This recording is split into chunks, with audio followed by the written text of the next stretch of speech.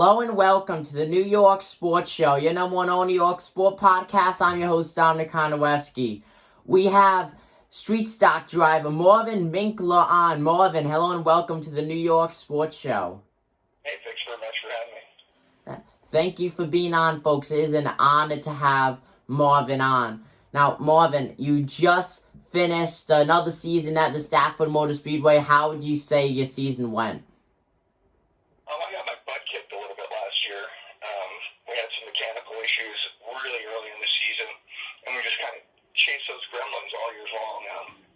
We got 3 drive shafts we broke, and then also the transmission and all kinds of stuff going on in the rear end. So the new rear end kind of threw us for a curve. So we had mechanical issues all season long. And then when we finally got things kind of straightened out, I got into the crash towards the end of the season with the 00 that put him on his roof. So that ended our season. Yeah, I was actually there for the race, and I saw it happen live, and I gotta say, very scary crash.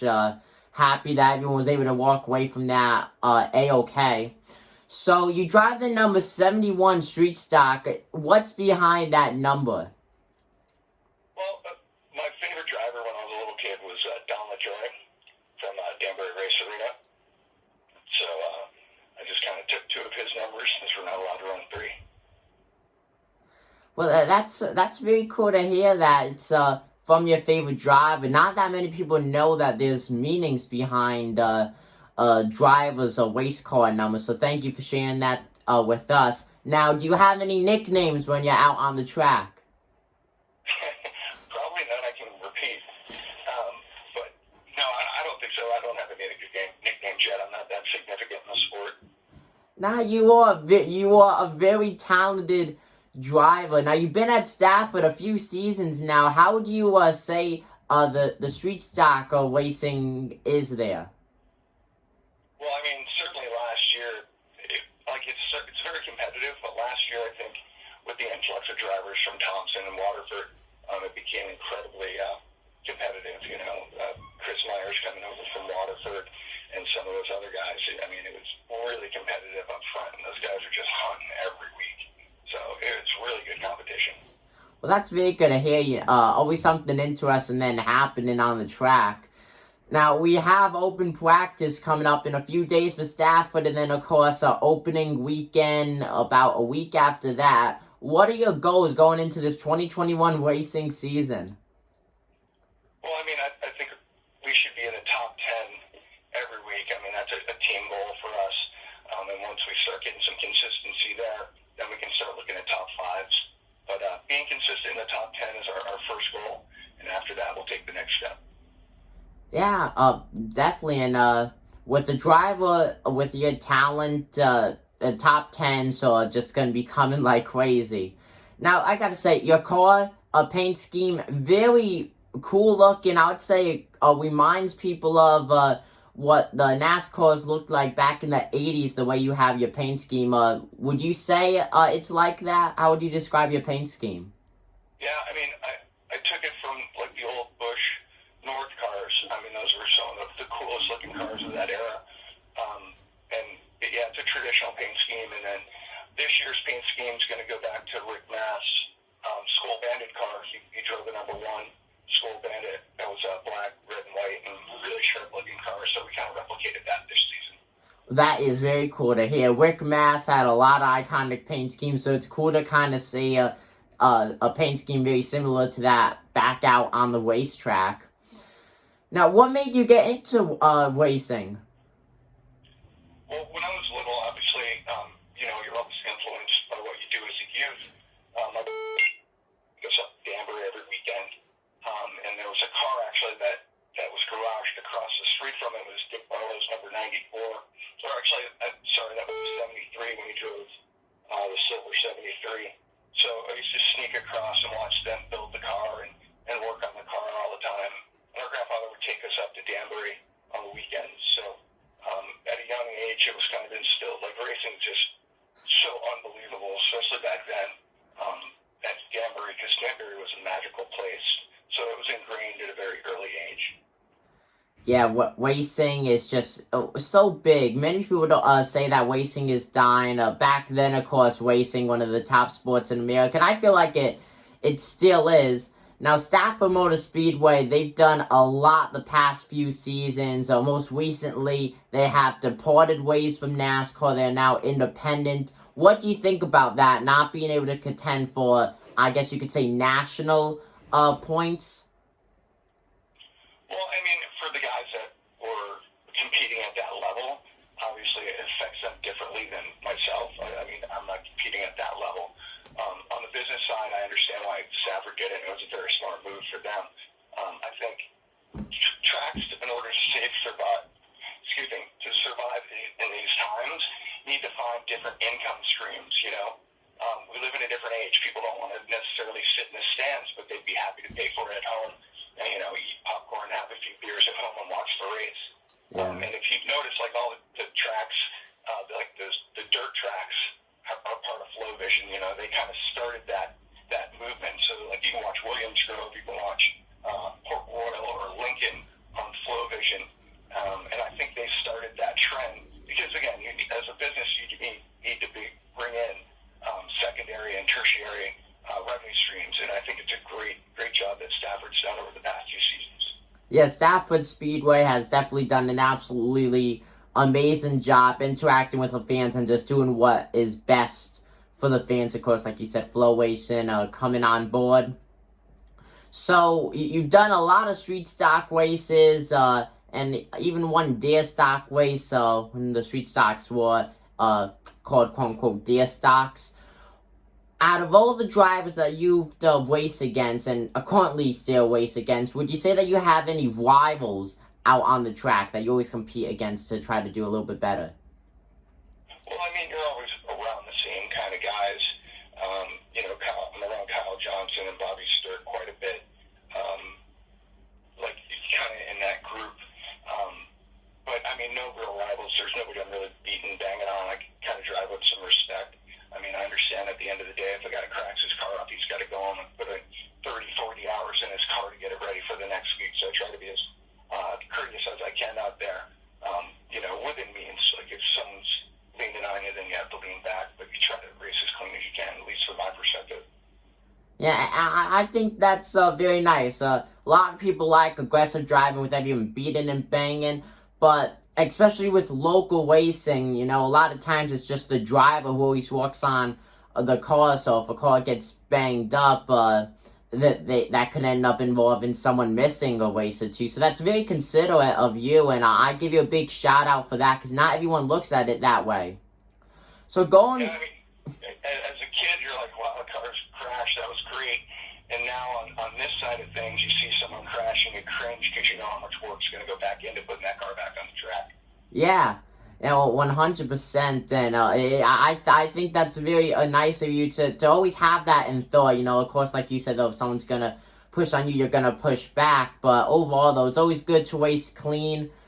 Now, going back to kind of like the beginning of your career, how exactly did you get started racing at Stafford? Did you just go out and buy a car? Did you make your own? Or how did you start? Well, in 2013, I had cancer, and when I was going to get my chemo and radiation every day, you're locked in. Like the way they had me structured with my radiation, I was kind of locked in a cage, if you would, to hold my body in when they zap me with that head stuff. And so it gives you some time to think about some things that you may have missed doing, and racing was certainly one of them. And I told the doctor, I was like, listen, I want to start racing. He was like, okay, just let us clear you of the cancer and make sure you're healthy and you're good to go, and we can have that discussion. So when he cleared me, the team that I was coaching, I coach hockey as a living, and one of the teams that I was coaching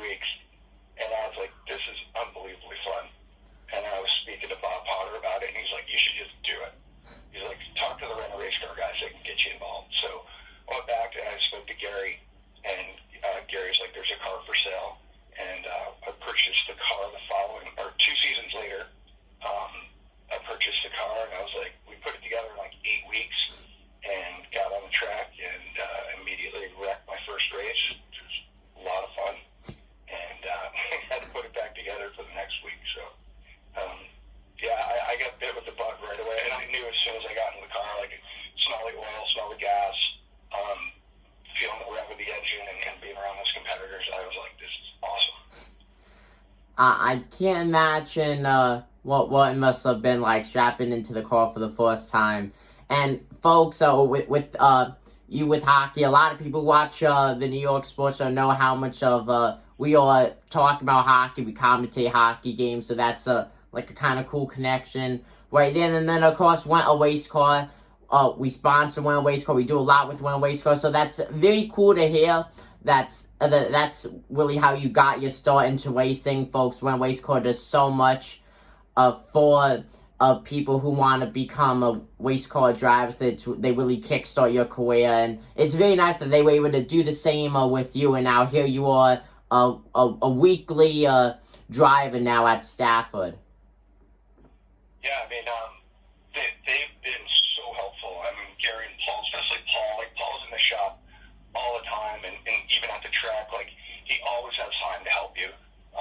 He is so, like, dedicated to get other people better, almost at the detriment of his own team. Like, he'll step away from what he's working on to come help you. I mean, he's incredibly selfless when it comes to helping the guys in the shop at the track, you know, and he's an incredibly knowledgeable guy. So, like, auto racing, education-wise, like, I'm going to school right now, and he's a teacher, and I'm just asking a ton of questions and learning a lot from the guy. It's been a great experience with my race car guys, and particularly Paul. Yeah, definitely. One Race Car does so much. So we actually had Paul on a few days ago for an interview. He also drives the number 39 late model at Stafford. So how does it make you feel knowing that the same people who had you really start your racing career also race at the same track as you? Well, I mean, it's kind of woven in the fabric of their being, right? They're all race car guys. They've you know, Gary and Paul have been racing for years. They're all winners at the track. The guys around them are knowledgeable. Like, we have Butchie. Butchie raced at Waterford. He raced modifieds. He raced all over the place. Like, you know, he's 75 years old, and he's still coming to the track. He's still in the shop getting under cars. Like I can't thank those guys enough for being appreciative to being them lending their knowledge to me, their shop to me, and their time. Like, it's a wonderful group of guys. Yeah, well, 100%. And going back to you, like I said, you currently drive the street stocks. Do you think you're ever gonna race that other track besides Stafford, like Thompson or the New London Waterford Speedboat? I certainly would love to do that. A lot of it has to do with the rules at other tracks and what you have to do to make that adjustment to go to those different facilities. But yeah, for sure. I mean, there's every track that I've visited in New England, you're like, man, I'd really like to drive that track. But I know Paul talks about it from time to time, and if he says we're going here, then I'm going to be tagged along with him, for sure.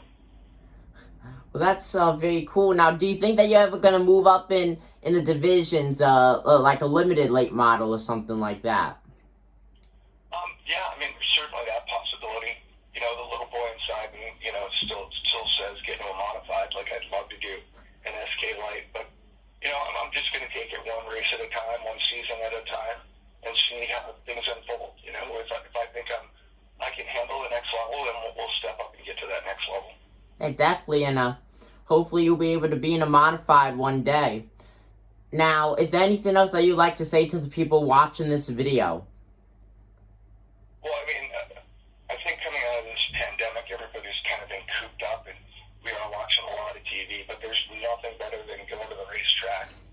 You know, selling gas, the oil, the tires, going to the snack bar. Like, Stafford has a great snack bar. Their sausage and peppers is unbelievable. You can't get that at home. So that fan experience by actually going to the track, you know, you can walk through the pits and talk to the drivers and touch the cars. Drivers or kids that come by, they want to sit in the car all the time and take a picture. I mean, that experience, again, going back to thinking of yourself as a little kid, that's why it started for so many of us. You know, going to the track, smelling the smells, hearing the sounds, talking to the people. Like, you're looking at these guys, they're kind of local heroes to you as a little kid. And for them to let you sit in their car, it's huge. And I think that's the beauty of short track over, say, a traditional NASCAR show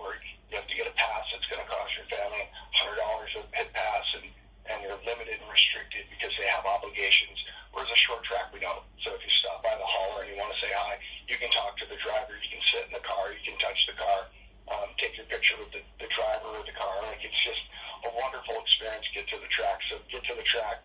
Say hi when you come by the pits to anyone you'd like, because everybody's really cool, and greet the fans with open arms. Yeah, and that's what I truly love about Stafford. Folks, if you watch my videos, you know all the stuff I did at Stafford Speedway this past season. Plan to be back at Stafford again this upcoming racing season, along with the New London Waterford Speed Bowl, so definitely stay tuned to that. And if you ever see Marvin around, make sure to say hi to him, get a picture with him, as he is just such a great driver at the Stafford Motor Speedway, as he looks to get his first career win and climb through the rankings. Marvin, thank you once again for being on. Thank you, and I'd like to thank my sponsor, Rico's Pizza. They came on board this year, and if people are interested in their franchises, it's ricosfranchise.com. They have great hot oil pizza, and that's another thing we're going to be looking to do, get some T-shirts and hats from Rico's, and possibly bring out a bunch of pizzas for the fans too this year. Yeah, that would be awesome. Pizza is America's food. Well, folks, once again, that is street stock driver Marvin Minkler. Marvin, thank you once again for being on the New York Sports Show. Don, thanks very much.